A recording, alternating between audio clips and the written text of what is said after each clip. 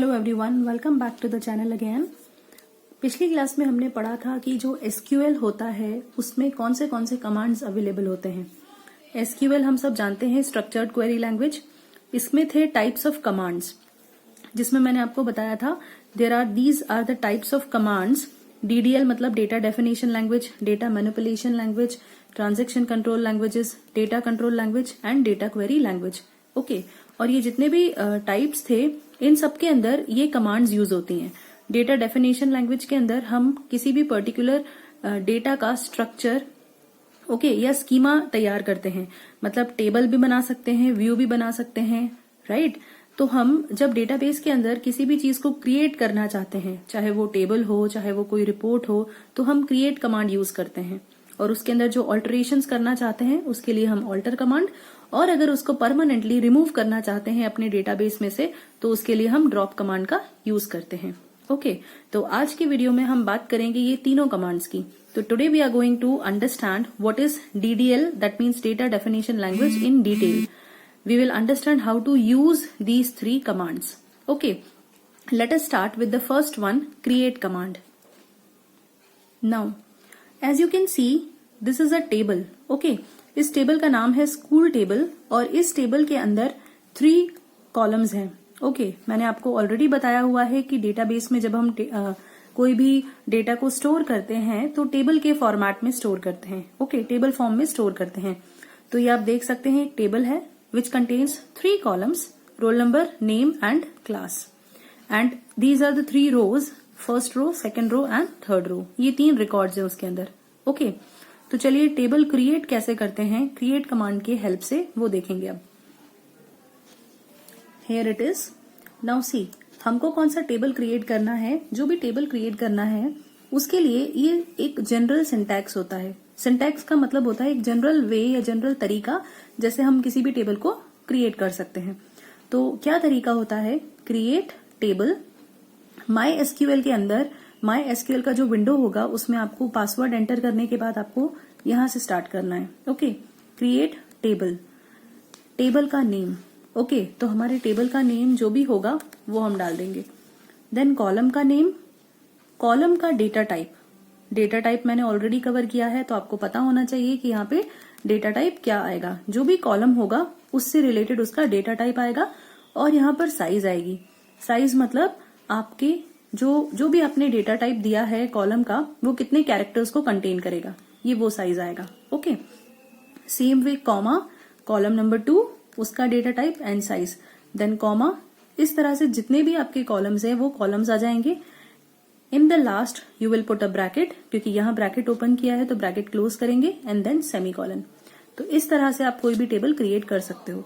Okay, चलिए हमारा जो एग्जाम्पल है वो है स्कूल का, तो हम स्कूल टेबल क्रिएट करके देखते हैं। Create table school. Okay, table name की जगह क्या आ जाएगा, स्कूल। देन हमारा फर्स्ट कॉलम है रोल नंबर, तो we will write roll number. और रोल नंबर के अंदर हम देख पा रहे हैं कि इंटीजर वैल्यूज हैं तो उसका डेटा टाइप हो गया इंटीजर। एंड अंदर मैंने पुट कर दिया साइज में 3, क्योंकि मुझे मालूम है roll number, maximum roll number मैं कितना लूंगी, 120, 140, इससे ज्यादा क्लास में स्टूडेंट्स नहीं होते हैं। ओके, तो अगर हम 999 भी डालेंगे यानी 999 स्टूडेंट्स, तभी भी वो 3 डिजिट्स को ही कंज्यूम कर रहा है। ओके, तो we will write maximum integer as 3 digits. ठीक है, कॉमा, दूसरा कॉलम का नाम, दूसरे कॉलम का नाम क्या है, नेम, तो मैंने लिख दिया नेम। इसका डेटा टाइप मैंने लिया varchar। ओके, ये स्ट्रिंग डेटा टाइप है तो इसलिए इसका स्ट्रिंग टाइप का कॉलम है तो इसलिए उसका डेटा टाइप हमने varchar ले लिया। उसका साइज दे दिया 10। देन क्लास, क्लास के अंदर क्योंकि रोमन नंबर्स में हम क्लास डाल रहे हैं तो ये भी स्ट्रिंग है तो इसलिए इसका डेटा टाइप भी हमने ले लिया varchar। ओके, और यहां आपने साइज पुट कर दी 5, ये ब्रैकेट को क्लोज किया, सेमीकोलन। ओके, तो इस तरह से आप कोई भी टेबल क्रिएट कर सकते हैं। सेकेंड जो हमारी कमांड है वो है ड्रॉप। ड्रॉप का मतलब होता है किसी भी टेबल को परमानेंटली डेटाबेस में से रिमूव कर देना, डिलीट कर देना परमानेंटली। ओके, तो जो सिंटैक्स होगा उसके लिए अपन लिखेंगे ड्रॉप टेबल, टेबल का नेम। ओके, तो अपन अपना नेम क्या था, टेबल का नेम क्या था जो अपन ने टेबल क्रिएट किया था, स्टूडेंट। इसी तरह से कोई भी जो भी टेबल आपको ड्रॉप करना है परमानेंटली उसका नेम लिख देंगे यहाँ पे. So we will write drop table student semicolon. तो this table will be permanently removed from your database. All right, now the third command and the last command for today is alter command. Alter command का मतलब होता है आपका जो table है उसके अंदर कुछ ना कुछ चेंजेस करना या मॉडिफिकेशंस करना. Okay, so this is used to make some changes in your table columns. जैसे कि अगर आपको कोई नई कॉलम ऐड करनी है, आपका जो एग्जिस्टिंग टेबल है उसमें न्यू कॉलम ऐड करना है, तो हम ये मान के चल रहे हैं कि हमारे पास जो टेबल बनी हुई है वो स्टूडेंट है. ओके, इमेजिन कीजिए कि आपके पास जो टेबल है उसका नाम है स्टूडेंट, राइट. तो उसके अंदर हमको ऑल्टरेशंस करने हैं या चेंजेस करना है. तो फर्स्ट लाइन जो हमारी आएगी वो रहेगी ऑल्टर टेबल, टेबल का नाम, तो alter table student.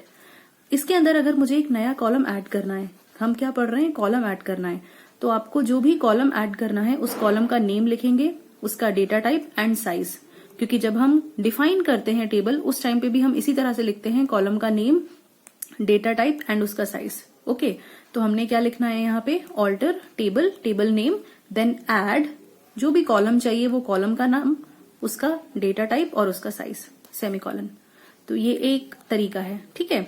Second, next हम जो कर सकते हैं ऑल्टर में, क्या कर सकते हैं, हम अपने कॉलम को रिमूव कर सकते हैं. जैसे हम बाद में कॉलम को ऐड कर सकते हैं एक बार टेबल बनाने के बाद, उसी तरह से टेबल कॉलम को रिमूव भी कर सकते हैं. तो रिमूव करने के लिए हम क्या करेंगे, अगेन ऑल्टर टेबल, टेबल का नाम. ये वाला जो लाइन है ये सभी ऑल्टर कमांड्स के लिए चलेगा. ऑल्टर टेबल, टेबल का नाम, ड्रॉप कॉलम, कॉलम का नाम. तो अगर मैं चाहती हूं मेरा जो टेबल का नाम था स्टूडेंट था, इस टेबल में से एक कॉलम है रोल नंबर वाली कॉलम, वो रिमूव हो जाए, तो कैसे लिखेंगे, alter table student, drop column roll number, semicolon. Okay, तो ये वाली जो कॉलम है वो रिमूव हो जाएगी. नेक्स्ट, थर्ड जो हम कर सकते हैं वो ये है कि हम अपने कॉलम की साइज में चेंज कर सकते हैं. साइज मतलब जब भी अपन ने कॉलम को डिफाइन किया था उसका जो भी साइज दिया था उसको आप इंक्रीज कर सकते हो. ये जो अपन साइज देते हैं डेटा टाइप लिखने के बाद जो भी साइज लिखते हैं उसको आप इंक्रीज कर सकते हो बाद में. ओके, टेबल क्रिएट हो गई उसके बाद, तो उसको करने के लिए अपन को लिखना पड़ेगा alter table, name of the table, modify. यहाँ एक वर्ड यूज होगा, keyword modify. Okay, so alter table student, modify, column का नाम लिखिए, उसका डेटा टाइप और उसका जो भी इंक्रीज्ड साइज आपको देना है.